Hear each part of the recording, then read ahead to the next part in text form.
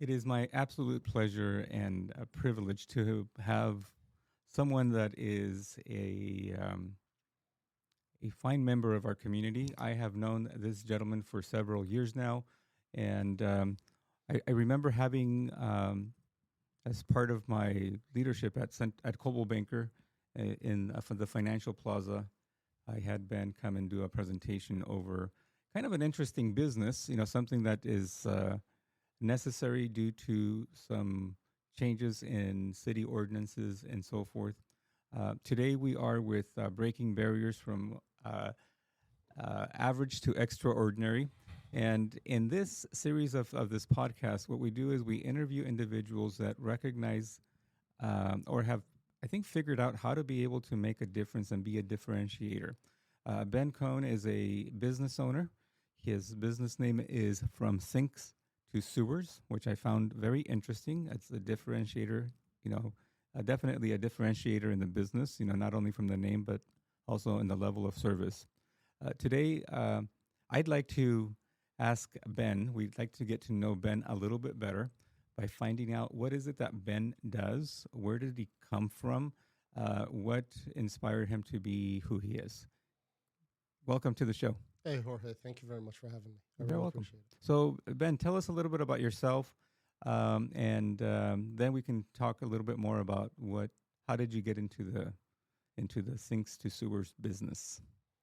Well, I'll tell you, I think everything starts with a good origin story, so I'll tell you mine. Is that I got kicked out the Navy, and that's what happened. So I was in the Navy and did 12 and a half years.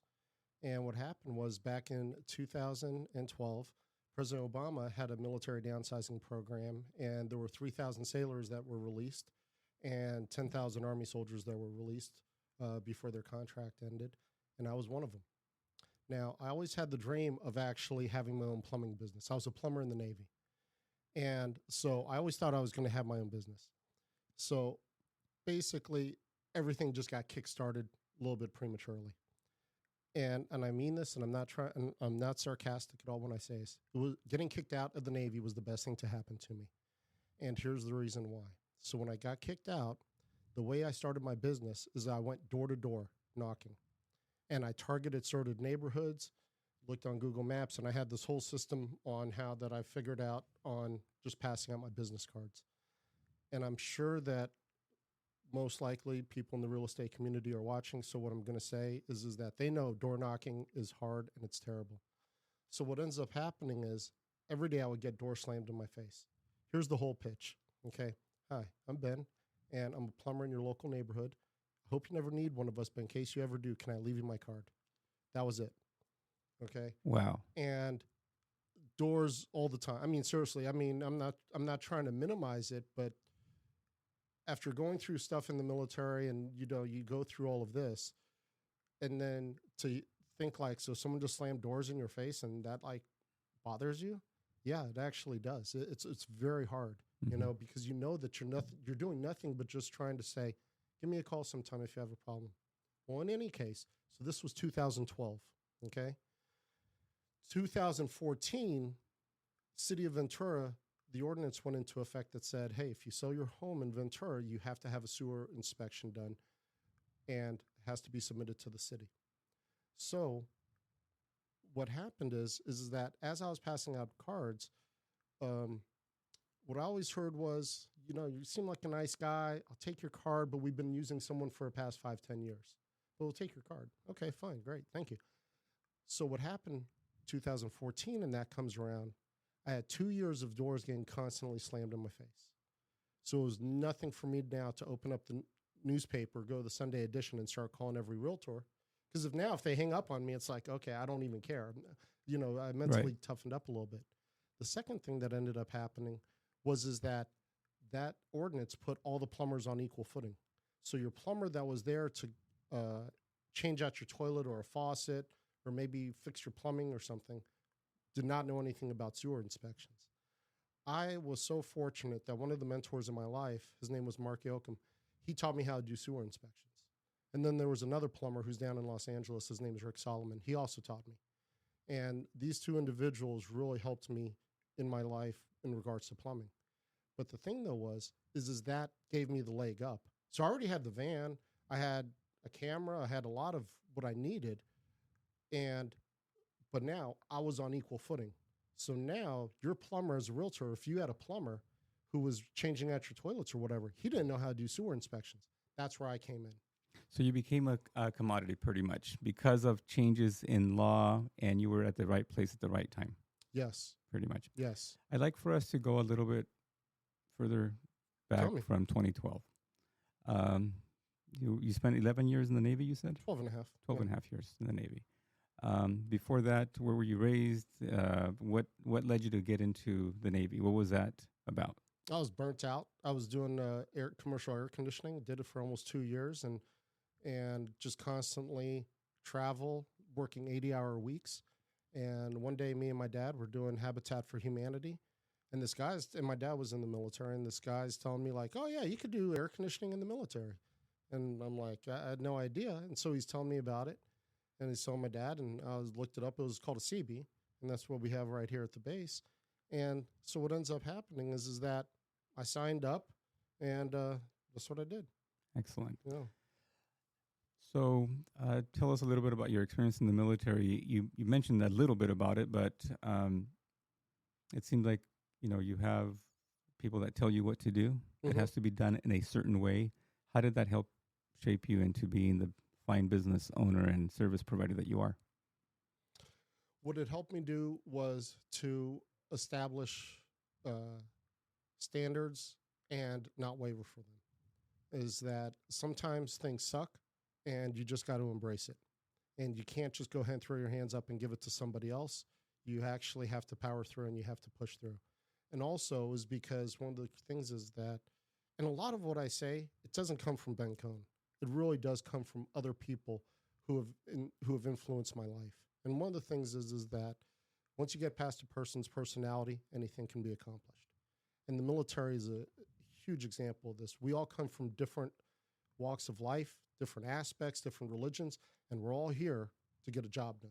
Okay, how do we get past that? How do we get beyond the fact that you're from New York and this person's from Texas? So we're all in the Navy CB, let's get the job done. And that's how I try to think about things, is that when I'm working with somebody, I say, okay, we may not see something eye to eye, but at the end of the day, your success is my success. And I really firmly believe that. That's the most important thing, I think.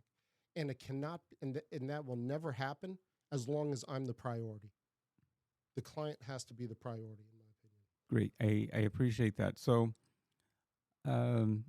it seems to me that your line of business can be very lonely.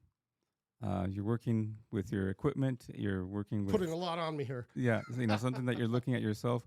And then it is my observation. Sometimes us real estate practitioners with our personalities can be somewhat of... I don't know how to put it.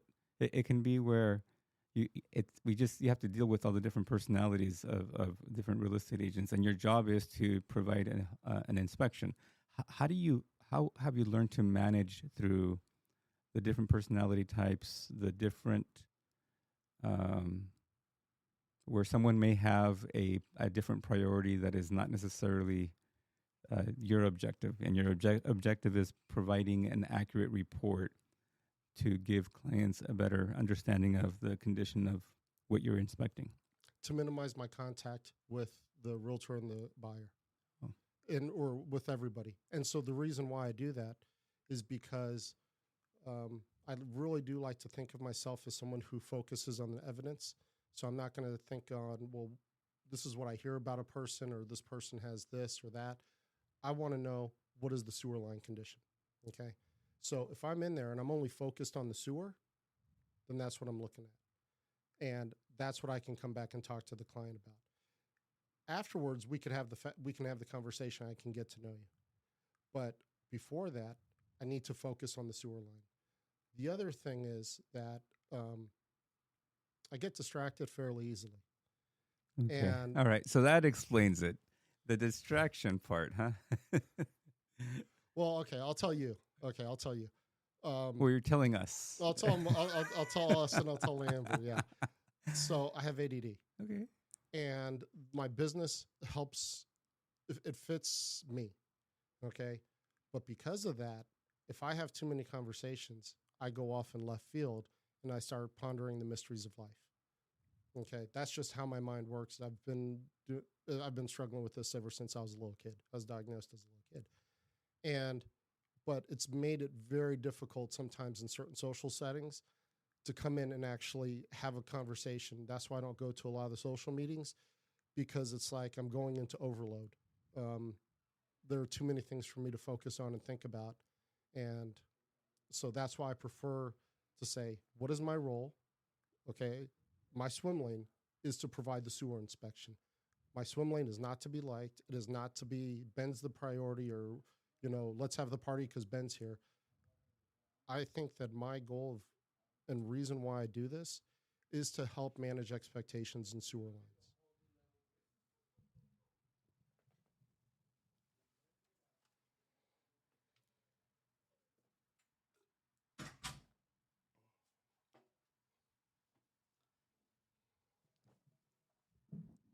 So you have recognized something about you, and you've adjusted accordingly. Yes, sir.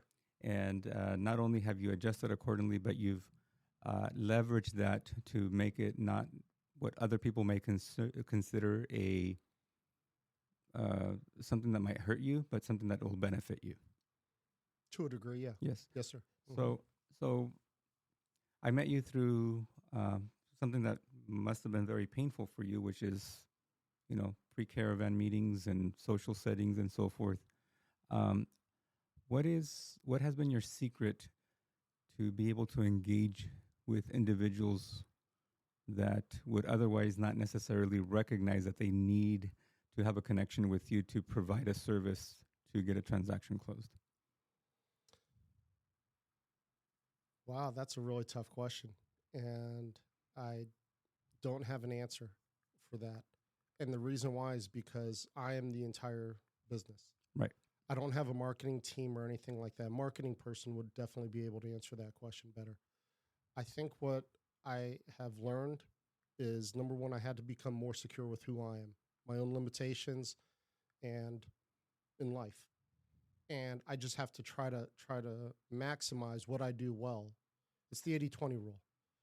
It's like, what is the 20% that I'm really, really good at? Okay. And the 80% of everything that I'm not so good at, I'll leave it behind. And so sometimes if you've ever read a caption on my Instagram, I'll go off and I'll say, yeah, this caption sucks because I'm a plumber. Okay. Yeah. I'm not, Yeah. I'm not going to spend 3 hours doing this, because at the end of the day, those 3 hours that I spend doing that, what I'm not doing is I'm not providing a high quality sewer inspection to somebody. So I have to really focus on my core of why am I actually here? And then I have to be comfortable with my limitations, and I have to say, look, I'm not going to be the biggest company in Ventura, and I'm okay with that. I'm perfectly fine with that. I don't want to be. I just want to be able to say, I trust you. I could look at you and I could say, I trust you, Jorge. And I would like for you to look at me and say, Ben, I trust you. And ultimately, and I trust you enough to refer you to my clients. That, I think, is what, and I think that has bled through and shown in other ways. It's just my feeling when I talk to realtors about it. Right. So, speaking about trust, as real estate professionals, we are discouraged from endorsing one service provider over others unless we've had personal experience with them. So I can attest that that's the way that I, feel confident. I had a situation where someone that I had actually used for a specific service related to real estate actually let us down, a client down. So I stopped having to refer them. So I had to go out there and do an inspection with somebody else, or use them for something, so I can personally say, hey, this is the individual. So because you actually have provided a service to a family member in in a transaction, I feel confident to say, hey, even though the city of Oxnard, city of Thousand Oaks, city of Camarillo does not require by ordinance a private sewer lateral inspection, I think it's a good idea for you to to have one done, because even if you buy a home warranty, The home warranty will only cover the footprint of the home. They won't cover any stoppages or anything that any flaw in in your sewer line that is outside of that. And after you close escrow 3 or 4 years later, and you discover that something was wrong with that sewer line, historically, it's too late to go back to the seller for that. So, tell us a little bit about what you do. What is your philosophy as to providing a good quality service, even though you don't have a lot of competition out there? What drives that? Well, I have a ton of competition. Every single plumber is my competition, and I just have a different business model because I think, and this is what has hurt me, and it's also helped me, is I don't do the repairs. So I've had realtors who I've asked directly. I've said, "Why have you stopped using my service?" And I've been told directly, "Look, you're a great guy. However, we want to call one person for the inspection and do the repairs."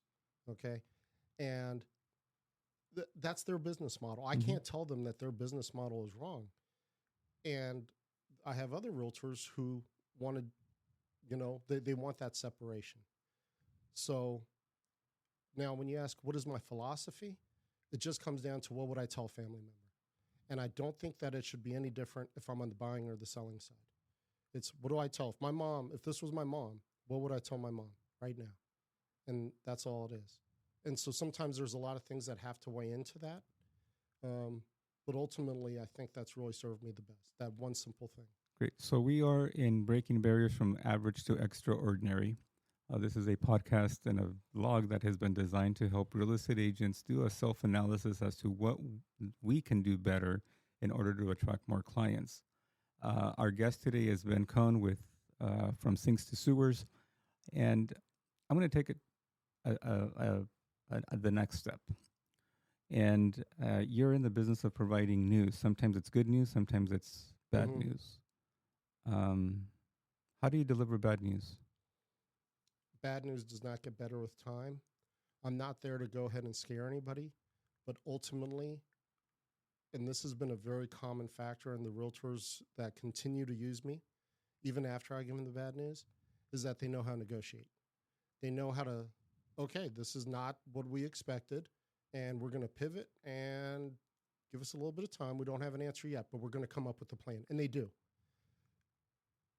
I firmly believe, and this is, I'm not trying to confront your audience, but I think it's just a fact that, or I think it's my opinion, that deals do not fall out because of bad news. They fall out of failure to negotiate. That's why they fall out. So you're not married to the news, right? You're just delivering a message as to what was found. That's it. And I think that there's something for us to learn about that sometimes people are so scared of having to deliver the news because of what the individuals are going to respond to that. I'm going to give you an example. A client had their own pest inspection, wood destroying pest inspection, even though the seller had provided a clearance. And I said, we trust, but we verify. So, here's somebody that I think that you should call to have your own inspection. You will pay for the inspection, which I believe in paying for a service, because sometimes free comes with a tail end, in my experience. The individual actually did the inspection, and it came back with close to a little bit over $6,000 worth of damage that needed to be repaired, inclusive of active infestation. So I did not get married to the, I was not married to the report. I just had to say, hey, this is going to be a surprise to your client, but there's active infestation. The buyer is requesting that the property be fumigated and that the wood that is damaged to be replaced and primed and painted. That was the request, according to the buyer's request. The seller was offended. And the seller was offended because how dare you doubt that I had a house with no termites? And I said, well, it's not that we doubted you. It's just that the service provider that does inspections, they're human too. They could have missed something. I don't have a judgment. So please help me, Ben.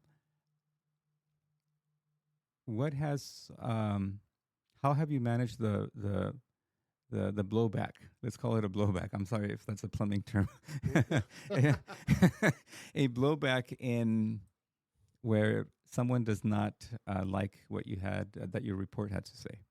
I have to separate them from their home because oftentimes the person's identity is within the home. That's why why do we do what we do? It's often because of family. And when we want to protect our family, I'm going somewhere with this. I think I am. Yeah. When we want to protect our family, we have to give them shelter. That's the home. That's why a home is so important to us. And part of our identity, especially as men, is to provide. So we put all of our work in here. And so when I hear this story, I don't hear someone saying like, how dare you give me a termite inspection, say this is bad. It's how dare you question that I didn't provide well for my family. That's the way I feel about this. So what I try to do is I just try to separate. This has nothing to do with you at all. It's not a reflection on you. And if I were to inspect every single home on the street, there's a possibility I could see something similar. And that has helped. The other thing is, unfortunately, this is kind of a true story, or it's kind of, but it's not that bad. Okay, don't be too concerned. But the other analogy that I try to explain to people is that the wife, she says, go to the doctor, right? Go to the doctor, go to the doctor. And you're like, I don't need to go to the doctor. I feel fine. Finally, you go to the doctor, and the doctor's like looking at the results and is like, hey, guy, you got to stop smoking. You've been talking to my wife, huh? Yeah. You got to stop smoking, and you got to start eating better and going on walks. Otherwise, you're going downhill quick. But I felt fine, right? Unfortunately, a lot of people, that story, it personally resonates with people. But it also helps them understand that the reason why I found something, it was just because it was a more thorough test than simply what most people say is I flushed the toilet, everything went down. Yeah. So I would like for us to switch gears here. On average, how many different agents do you interact with on a maybe weekly basis, monthly basis, yearly basis? I probably have 10 to 15 real estate transactions that I interact with per week. However, because I do so much repeat business, out of that, I might meet like maybe 2 or 3 new faces a week, I would probably say. Because they happen to be on the other side of the transaction? Because they heard about me through someone else. Okay, because mostly the responsibility of doing a sewer lateral inspection in Ventura falls on the seller's side, right? Mm-hmm. As part of it, it's not a buyer inspection. But in areas outside of Ventura where it's required, it falls on the buyers to order that inspection. So in those interactions, what have you, well, let's make it more generic, not necessarily your clients, right? Because I don't want to isolate anybody or make somebody feel more special than others or feel like, hey, Ben doesn't appreciate me. Let's talk in generalities. In your observation, what sets an agent apart? And I'm not talking about the one that is the most prolific, but as far as being an extraordinary agent, and the qualifier is not the one that does the most volume. I'm talking about from your observation, what is it that sets apart? And this is with the intent, and sorry that I'm kind of going through the salad bowl of words. I would like for you to kind of help us understand what we as real estate agents could be doing better or striving to improve on in order to provide an excellent level of service. And your observation, what are the characteristics? And maybe one agent doesn't have all of them. I would like to see what you have noticed. I would say that to build a good team around you and to trust that team. That's so important. When I see realtors, the ones that we just don't gel with, we just don't gel very well together, are the ones who have to control everything. It's, you don't talk to the client, I talk to the client. You don't talk to the other side, I talk to the other side. Those are the ones that there's very, very few of them that I see that do that, and they have some volume to them. But I see a lot more of them do that in the first couple of years. It's almost like they paid all this money for that one big realtor to give them all this information, and then they just kind of went by the wayside because they were so controlling, they just throttled their own success. If you go through and you read realtors' reviews, so many of them are tied into who they recommended. Oh, this person came out and this person that caused a huge mess or didn't tell us, and the realtor is the one who recommended it. Well, that business that did the bad job didn't get the bad review. The realtor did. Right. So you got to have a good team. And the second thing is you got to trust that team.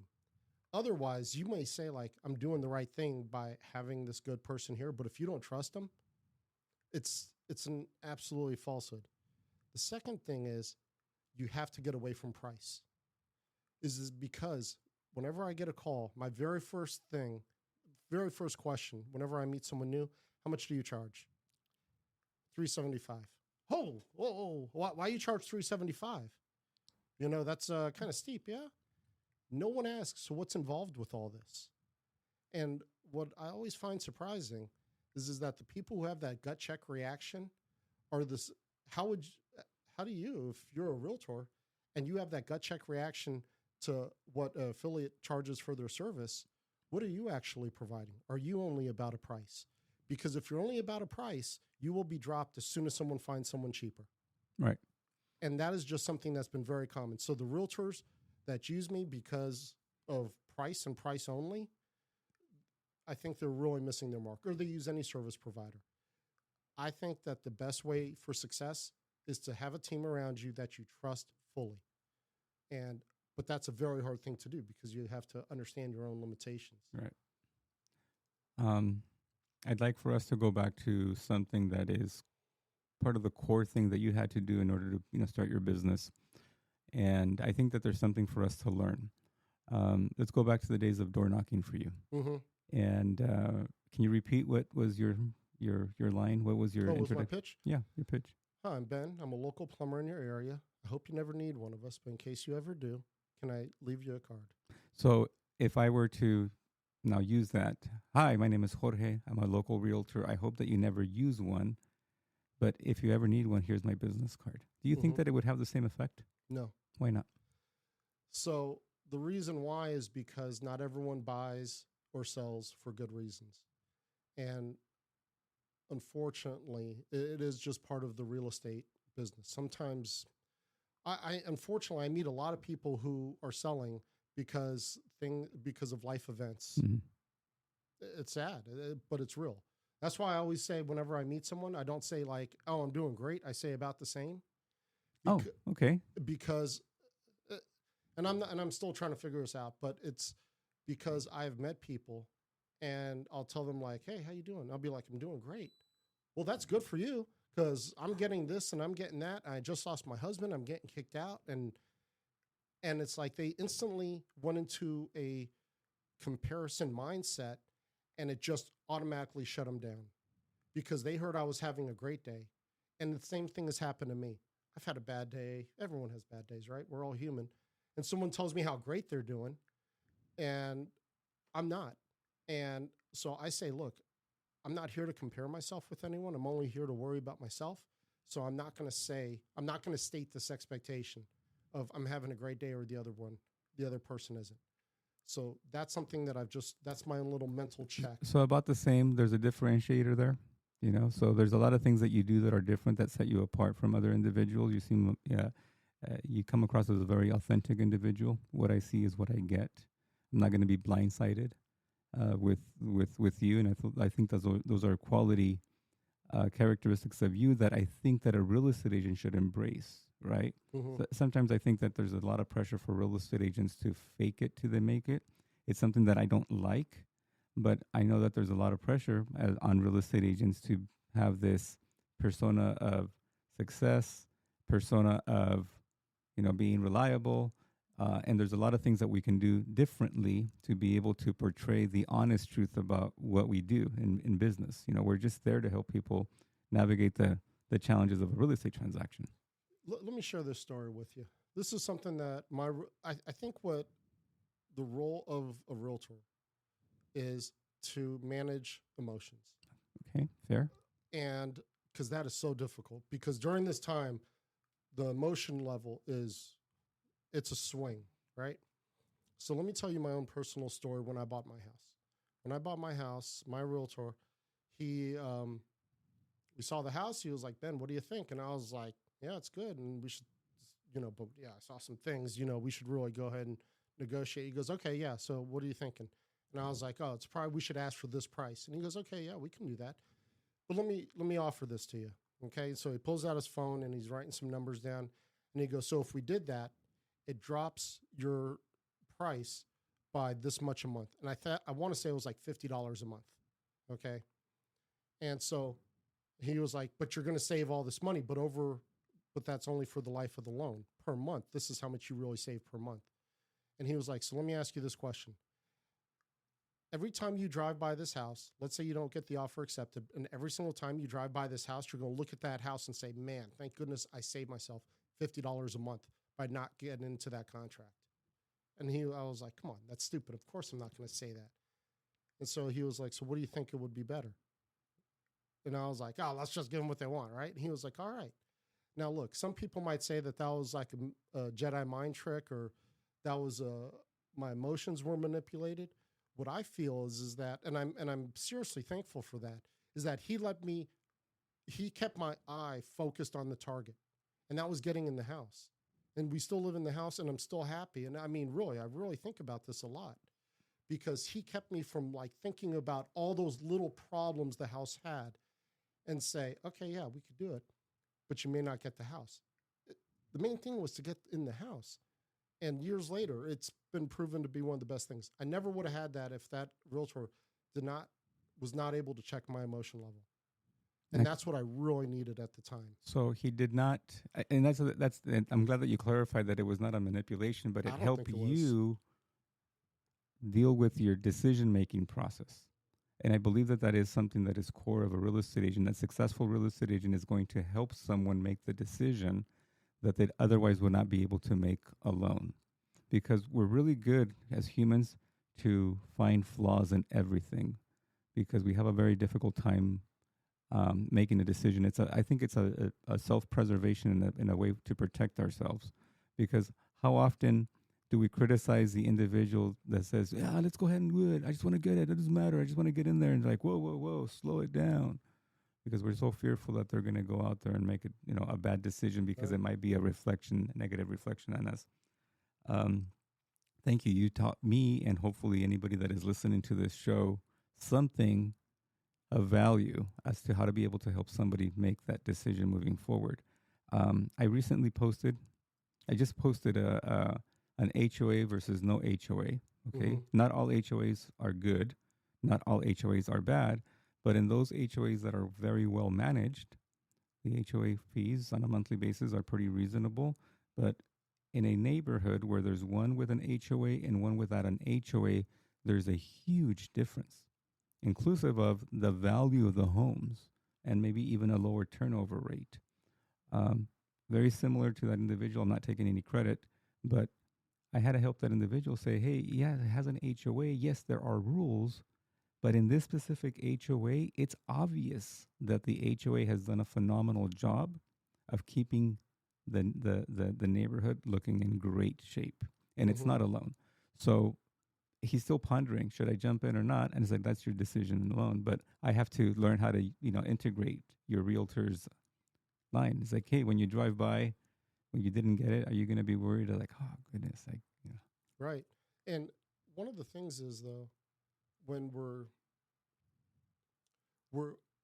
we have something that is going to play such an emotional factor in our lifestyle, but at the same time, it's also very tangible. So we have real tangible things. How much is the house going to cost? What's going to be the drive like? When I'm doing the drive, do I have the sun in my eyes? Right. Oh, yeah. Things like that, right? But we also have an emotional attachment. To me, the realtor helps keep that emotion level down.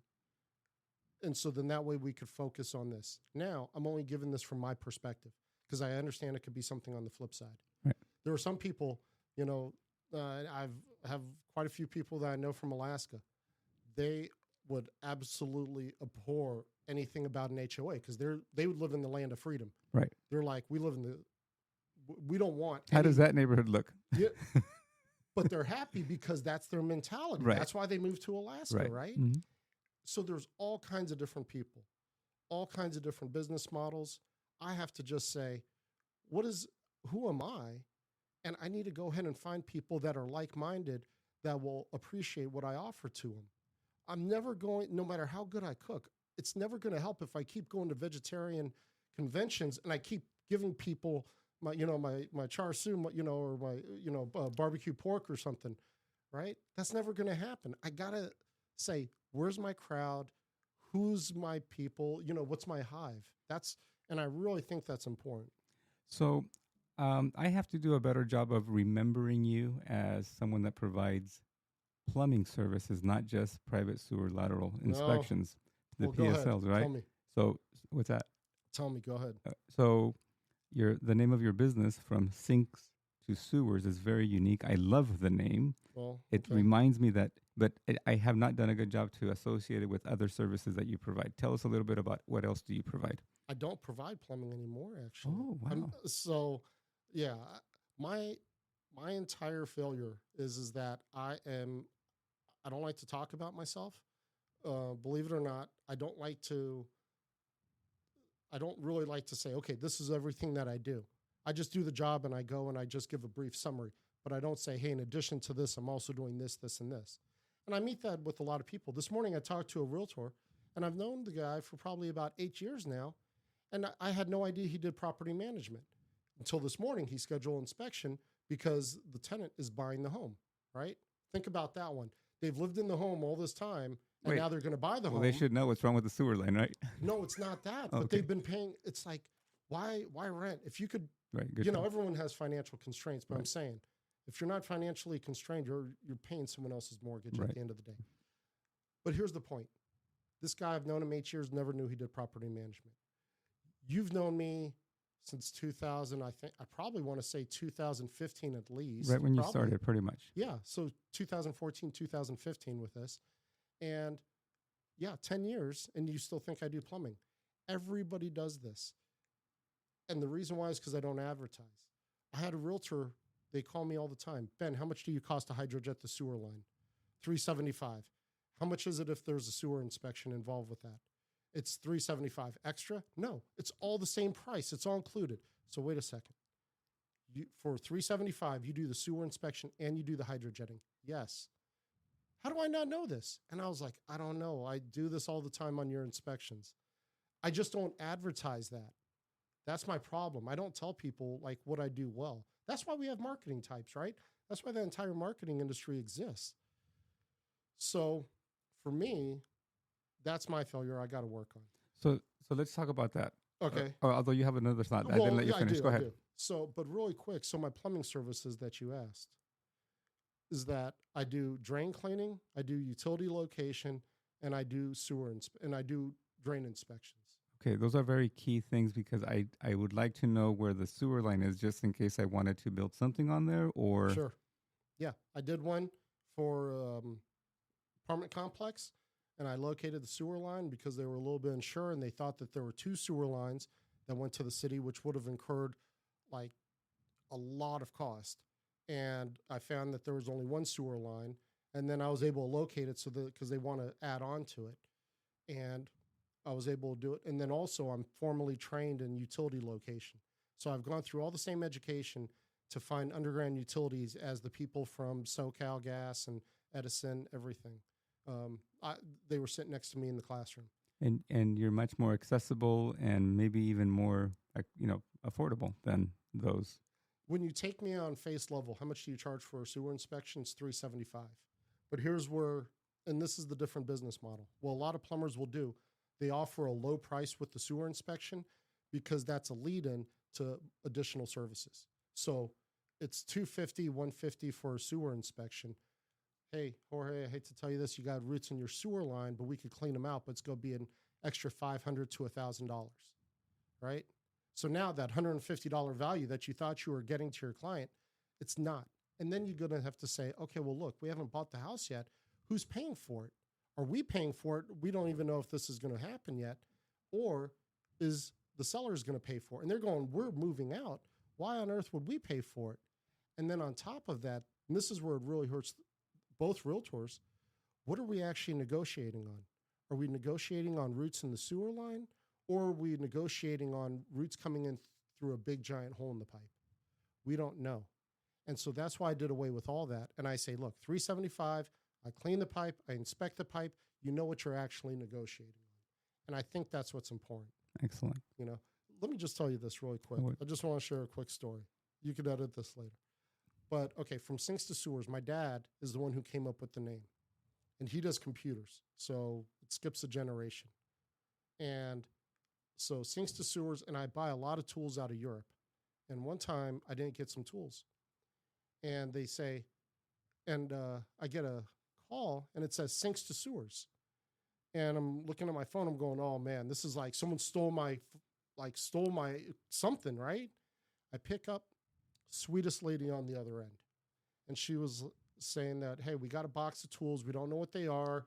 We did some investigating on the internet, and we think they belong to you. So she sends them to me, all right? So DHL sent them, instead of sending it from sinks to sewers, they sent it to sinks to sewers. Now, here's the kicker with all this, right? So sinks to sewers, Ann Arbor, Michigan. Oh. Okay? I'm from sinks to sewers, and I live on Ann Arbor Avenue. Oh. How does the universe work like that? That is insane, right? And I've never talked to those people since then. I looked them up. It's a mom and pop. It seems like a family-run plumbing company. But even to this day, I will sometimes get calls from Michigan for people who are like, hey, we want this done. And, you know, we saw your video on YouTube. And I was like, I don't think it's me you want. Here's the other company. You got to look them up. So the name, when I first started it, I love it. yeah, it was supposed to be from the sink to the sewer. And since then, I stopped doing all plumbing. But you have a phenomenal story there because you've gone the extra mile to say, hey, this is who you need versus not the right guy. Click. And, you know, when I first started in the business, people would call in asking for someone. And it's like, oh, they don't work here anymore. Well, can you help me? You know where and we knew where they went. And the office policy was like, you don't tell them where they went. Well, I'm like, why not? Because you want them to come and use you. It's like, yeah, but they didn't call for us. So you embody that philosophy that I have is you go the extra mile. I've actually spent, my wife will tell you, I'll go in a rabbit hole looking for individuals just to be able to help them. The story that I have is my last name, De Leon, is associated with a spirit out there. It's the De Leon tequila, not related. The De Leon tequila name is based out of the region where it's made. But I received a phone call from someone saying, hey, I want to buy 12 cases of tequila. I can't get a hold of them. I can't get a hold of you guys. And I said, well, how'd you find me? He's like, well, I figured that with your last name, you should know something about tequila, especially something with that name. I actually put them together, and I ended up getting a bonus from them, a commission for putting. No way. Yeah, it was actually pretty neat. But, you know, this is what, 15, 20 years ago. But I was rewarded for putting somebody together, and then now the reward of putting people together is just the satisfaction that I helped someone without getting something in return. Right. So thank you for sharing that story. Water seeks its own level. One of the people I used to listen to a lot was Gary Vee, and he tells this story. Are you familiar with Gary Vee? No. He's one of these social media business types, and he's kind of fallen a little bit. But the thing, though, was he told this great story where he had a client, and the client was a big sports fan. So what the client was, and what Gary Vee's business was, he started in the wine business, selling wine at huge amounts, okay? And so he gets like this. He was like, this guy's going to like this gift. I'm just getting it to him because he's going to like it. He got like an autographed sports jersey, I think an autographed ball. I want to say it was basketball, not sure. Sends it to the guy. And the guy comes back and he was like, hey, what are you? What are you doing? And he goes, oh, this is what I actually do. And he was like, oh, you sell wine. Hey, hit me up with a couple bottles of this. And the guy ended up ordering like a huge amount. It turned out to be, I mean, like we're talking about thousands upon thousands of dollars for wine, right? But the thing is, when you give someone to something and you expect nothing in return, sometimes the universe works out and it really does come back to you. And sometimes it didn't. And you get nothing in return, but that's why I tell myself, I did it just to be nice. I didn't for myself. I didn't do it to get something back. So that's what the word is, altruism. But you refer to it as water seeks its own level. It's also it also fits for diagnosing plumbing issues. Well, it's a plumbing pun, right? Yeah. So good. I'm glad that you shared that with us.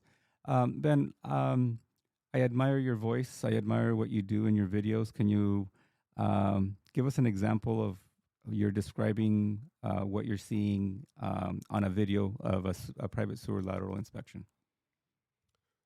What I think is the big takeaway for anyone who's getting a sewer inspection is that, number one, it needs to be online and you need to be able to get the video, not a cell phone recording of the video. So in other words, if you're getting the video and the plumber says, hey, pull out your cell phone and just like look at the screen, that's wrong. It needs to be an online link.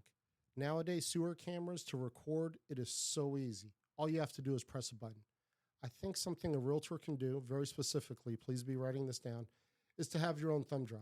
Because sometimes plumbers will say, oh, well, we don't have it. You got to record this or that. Go buy yourself a $9 thumb drive, plug it in, okay? And then when they're done, you could just take it and you have it. It just comes off as a regular MP4 file. Thing is, also, it should be narrated and it should be moving somewhat slow.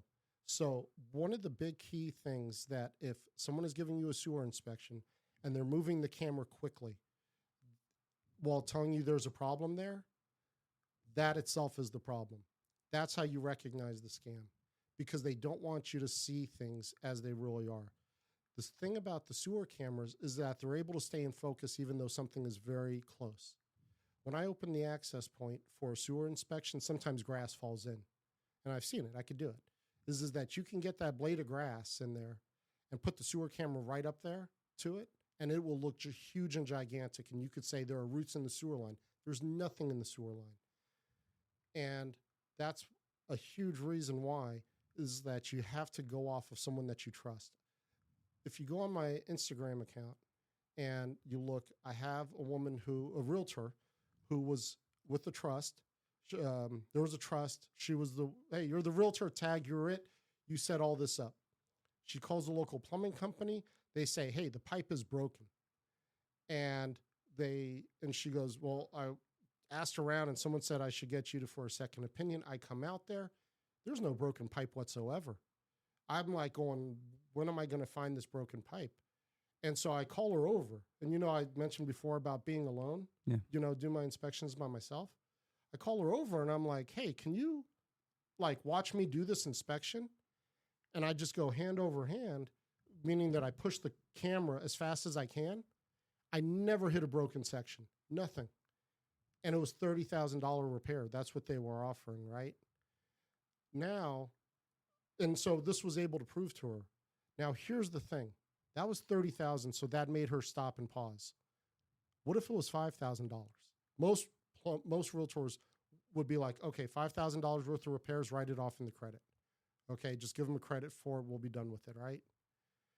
And that's often what I see is how, do you actually have to do these sewer lines or do a sewer line repair? Or is it just an upsell? Mm-hmm. Once again, it's a different business model. No one does inspections and make money when they're only doing them for like $100, $200. Right. That's why I charge $375. That's what I have to charge to live in California. I can't apologize for that. That's the value of your service, though. Right. So I don't reduce price. I add value. That's what I really try to do. Luckily, I have a lot of people who I really trust over myself, because myself tells me, Ben, you got to lower the price. And I listen to those other people and they're saying, no, bad, add value. Okay. You never lower price, you add value. And if someone can't find the value in what you're doing, are you saying it enough? Is the value actually there? Okay. Let me go back to what are you looking at for the inspection? Right.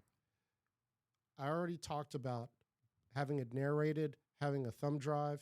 The other thing that I think is extremely important is that, number one, you make sure that is the location of the sewer line at where we say we are. So a sewer inspection that starts and stops in the pipe, don't trust it. Wait. Explain that to me so I can understand better. when you have the sewer inspection and it starts, if you're in a pipe and then the sewer inspection is over and the sewer inspector says, all right, we're here and we're going to stop the inspection, and you end it. And how do you actually know that that's your sewer line? Oh, okay. That is real. That actually does happen. Thankfully, most of this comes out of Los Angeles. And I'm not trying to paint every bad picture, but it seems that anytime someone is a really shady plumber that gives us all a bad name, not every single shady plumber works in Los Angeles, but it seems like every shady plumber that's around, that's where they're coming out of. So you want to make sure when the camera comes out, are we showing the landscape? Do we see all of this? Can we verify that's where we were inspecting So that is a very interesting. I'm glad that you're sharing that because, well, why is that relevant? That's why it's relevant, because it just shows accountability and, to demonstrate that it's an authentic inspection. Right. And then the other thing I would add is there's a big push by home inspectors to have inspections, to do sewer inspections. And so number one, I'm saying this because I am biased because it does affect me, but here's the reality of it, is that they don't know what they're doing. And the reason why is because on a sewer inspection, the cameras are very poor quality in comparison to your phone. So the only way to actually know if you're right or wrong is to see something on camera and then dig it up and put it in your hands. That's how you actually know. I'm in many for home inspectors, they call it a sewer scope. So I'm in quite a few sewer scope forums, pages, groups, and there's so many things that they're going like, hey, is this a problem? This looks like a problem. It's like, no, that's the way pipe is supposed to look.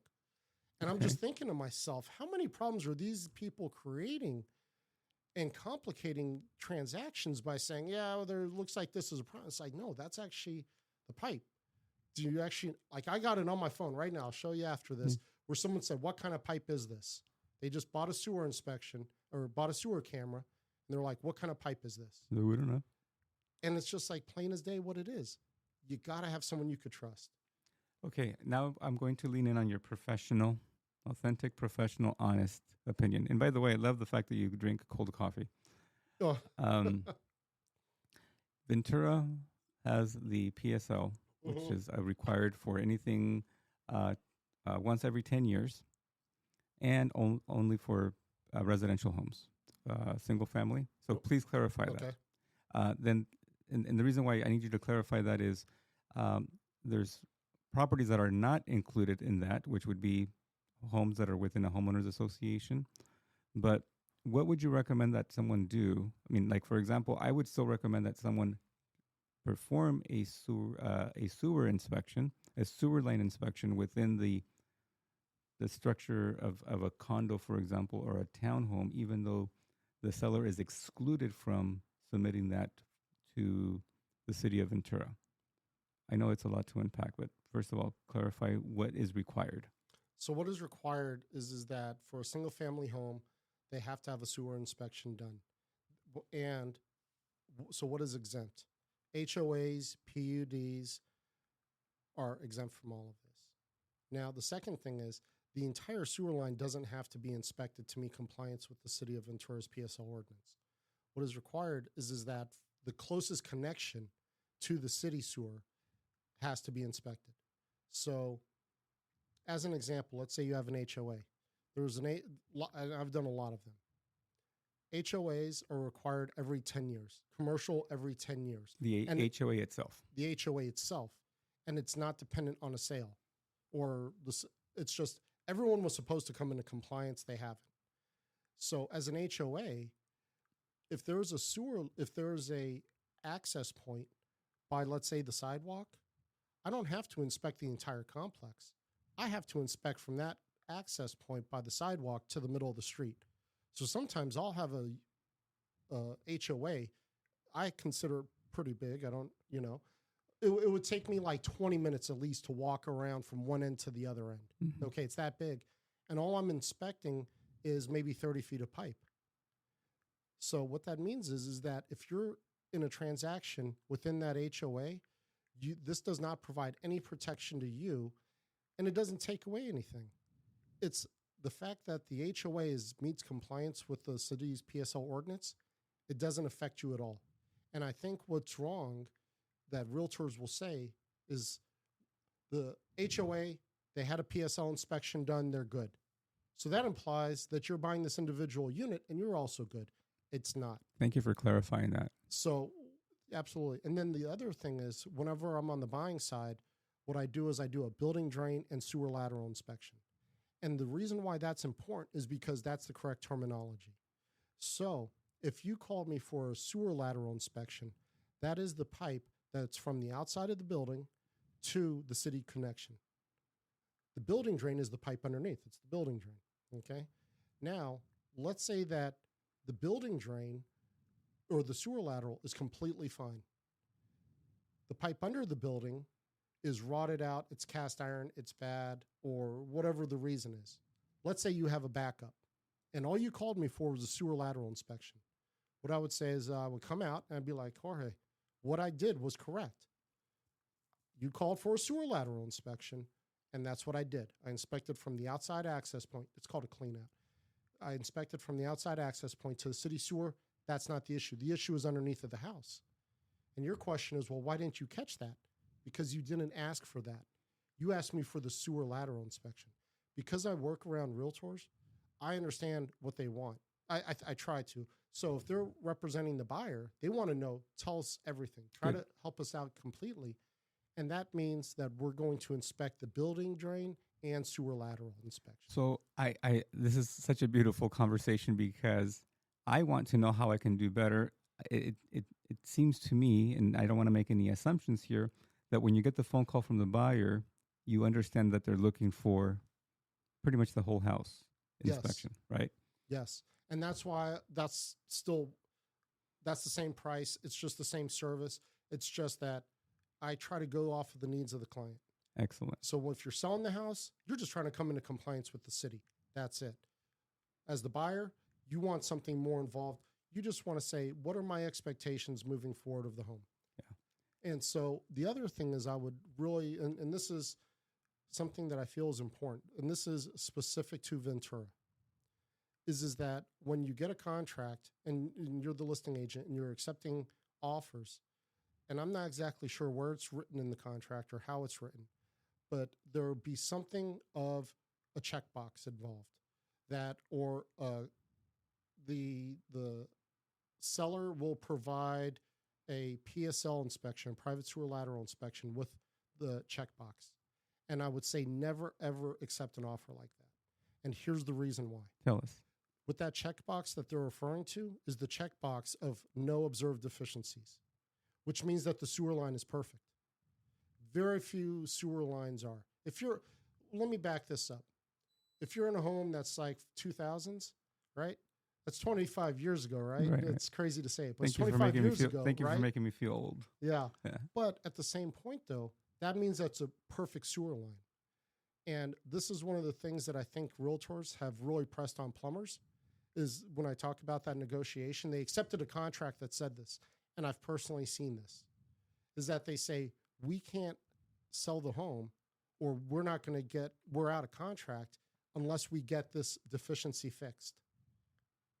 Meaning, am I explaining this? Right. So what would you recommend instead? What should we be doing?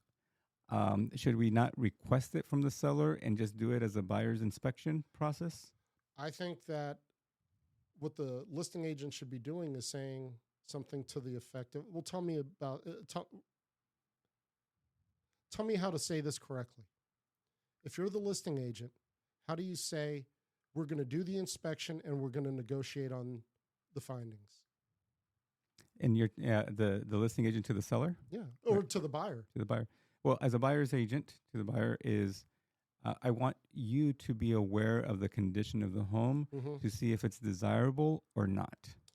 Well, what I'm referring to specifically is that when a agent representing the buyer says, we want that checkbox, what that does is that forces the listing agent to do a repair, even if it's not needed. Yeah, because there's a difference between having a deficiency, having a problem or an issue, and that actually causing an issue in the home. Right. There's a lot of sewer lines that I inspect that have certain issues. But realistically, they've been there for 50 years. They haven't caused a backup in the home.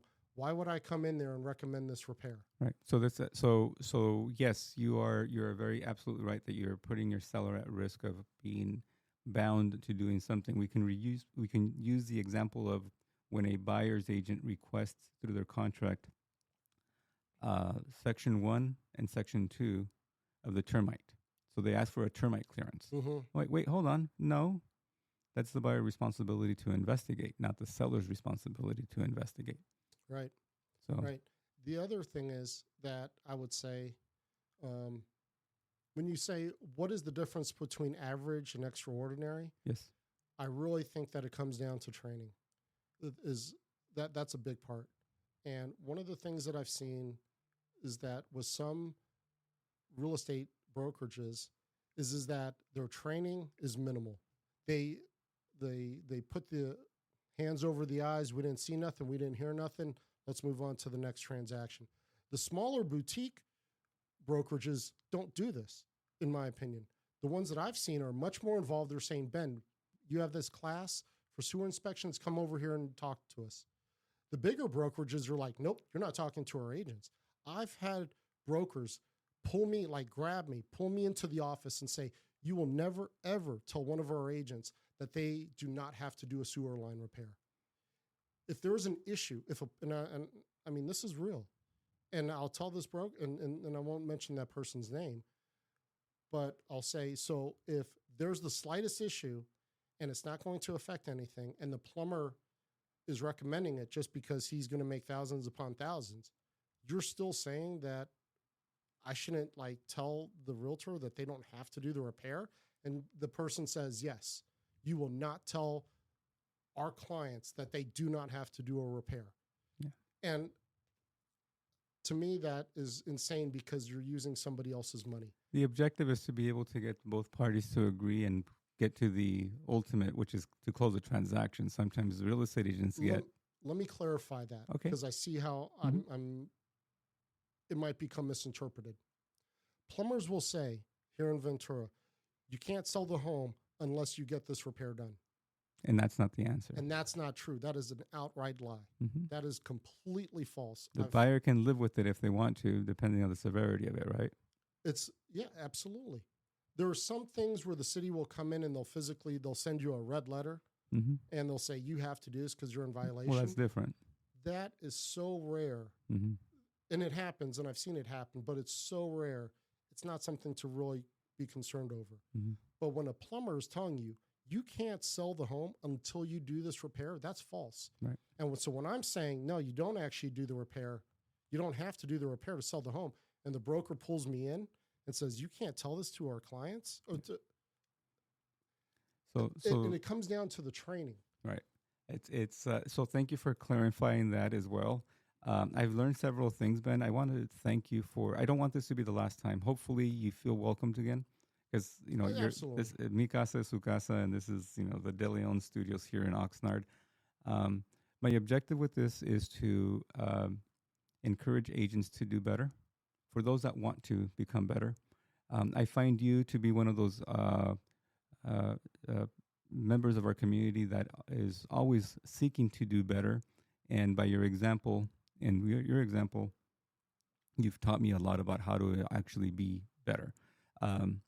For example, setting the expectation that when Ben is doing his inspection, we stay away, because you're focused on that, and then you'll give us an update, right? Especially because you're recording. I never like to tell a buyer, don't show up to the inspection. I like to tell them, you're welcome to show up to the inspection, but don't interrupt the professional from doing what they're doing, because otherwise they might be sidetracked. But you're welcome to ask questions in the past. What can I do, or what can our community do better as a real estate community so you can actually provide a better service? I think training. Okay. I really believe training, and take advantage of the association's classes.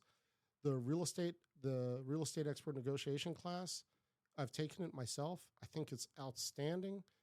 The Realtor Association really tries to put their best foot forward in giving you training, But in this one aspect of sewer inspections with the nuts and the bolts of it, that is where it's difficult. And the burden is not entirely on the real estate community. The burden is on the city. And the reason why is because the city won't update their website. Oh, okay. On their website, it still says January 21st, 2014 staff working draft. How do you have the official, this is what we're doing, and it says draft on there? And they will not answer. Gina Dorrington and Robert Barretto are in charge of this. And I've had the conversations with both of them. I've asked them to clarify this. They will not do it. They will not do it in writing because they say once we put in writing, we get lawyers involved.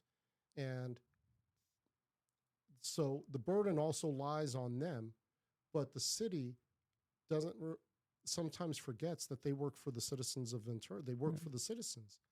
And us as citizens need to go and talk to them, especially the association that has some representation needs to say, look, if you guys are going to put this ordinance on us, that's fine, but you need to manage it. And if you're not going to manage it, if you're not going to answer an email in writing, then you need to do away with it.